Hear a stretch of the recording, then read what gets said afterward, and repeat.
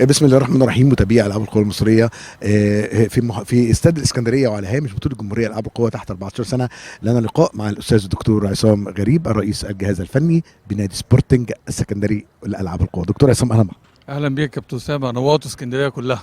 دكتور عصام، دور نادي سبورتنج اسكندري، النادي العريق نادي سبورتنج في جميع بطولات الجمهوريه لالعاب القوى دور بارز جدا جدا جدا، ويمكن احنا شاهدنا في السنوات او المواسم السابقه ان نادي سبورتنج كان بيحتل مراتب متميزه جدا ومراتب اولى كتير جدا جدا في بطولات الجمهوريه. كلمنا عن التفاصيل اهتمام نادي سبورتنج والجهاز الفني وايضا اداره نادي سبورتنج السكندري.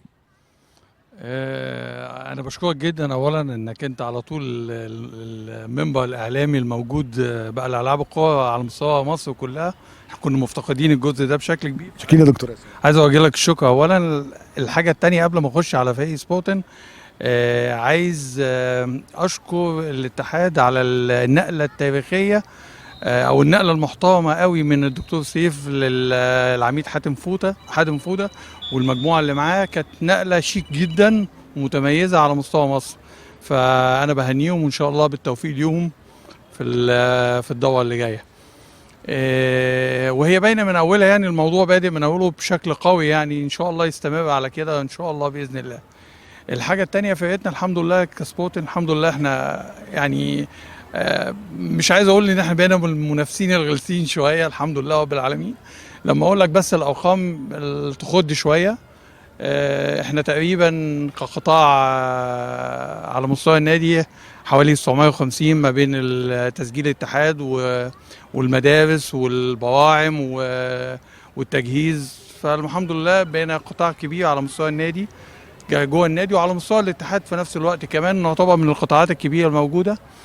الحاجة التانية، الدورة اللي فاتت لما اقول لك مثلا الموسم اللي فات احنا عاملين 16 رقم مصر في المراحل السنية المختلفة، يعني احنا بنتنافس احنا والنادي الاهلي في ارقام مصر الحمد لله.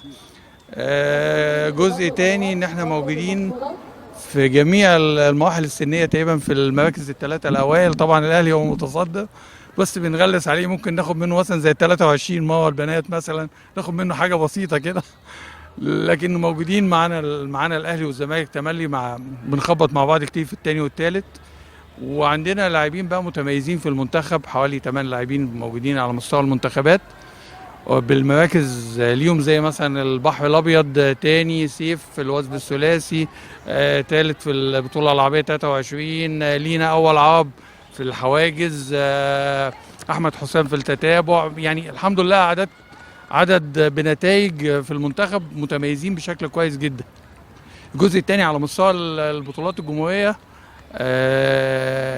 يعني الحمد لله عندنا في المراحل السنيه المختلفه جيل متميز قوي، على قمتهم فريق 16 قوي جدا ان شاء الله. عندنا فيه رقمين قويين جدا، سواء رقم ال 80 متر او رمي الجله، الاء تامر في الجله وعامله رقم مصر كسرها مرتين المره اللي فاتت الموسم اللي فات، وان شاء الله تعمل مفاجاه جديده السنه دي برضه ان شاء الله. دكتور احمد ان شاء الله باذن الله هيبقى فيه مفاجاه في الزانه السنه دي ان شاء الله باذن الله، 16 سنه برضه. كابتن تامر في العالي، يعني مش عايز انسى حد، بس المجموعه كلها الحمد لله متميزه وكل واحد عنده واحد واثنين وثلاثه، بس تملي لما بتتكلم بيجيب الستار، يعني بيجيب الهيد بس.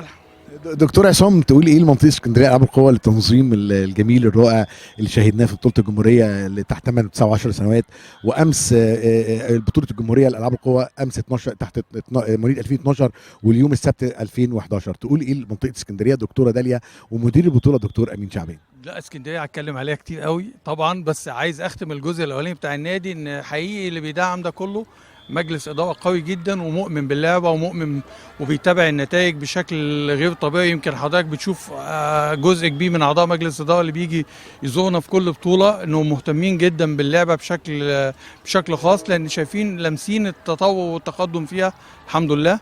وعايز أقول لك إحنا الحمد لله متميزين إن يتعمل لنا لسه ملعب جديد كنا مستلمينه الأيام اللي فاتت، وان شاء الله يبقى فتحه خير ان شاء الله الايام اللي جايه. بطوله اسكندريه عايز اقول لك ان دي تعتبر الحمد لله يعني بنعتبرها بدايه الاتحاد الجديد على منطقه اسكندريه. انها اكبر بطوله اتعملت في تاريخ الاتحاد في الاعداد المشاركه فيها ان شاء الله. وان شاء الله اللي جاي هيبقى احسن طبعا على وش الاتحاد الجديد وعلى وش العميد حاتم فوده طبعا. دكتور امين ودكتوره داليا، مش عايز اقول لحضرتك المجهود المبذول خلال الفتره اللي فاتت، ان الموسم كله طبعا هيتحمل في اسكندريه لحد يوم 31/1. جميع البطولات الاتحاد هتتعمل في اسكندريه، ودي سابقه تاريخيه لاول مره تحصل.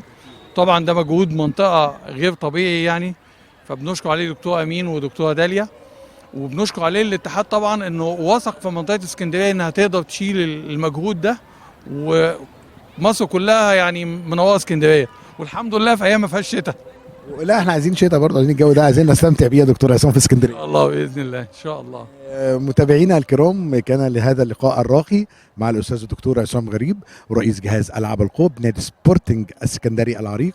انتظرونا في لقاءات اخرى. شكرا لحضرتك دكتور عصام. شكرا يا كابتن اسامه، نجم العاب القوى ونجم شكرا. الاعلام في العاب القوى. شكرا دكتور عصام. تحياتي لحضراتكم.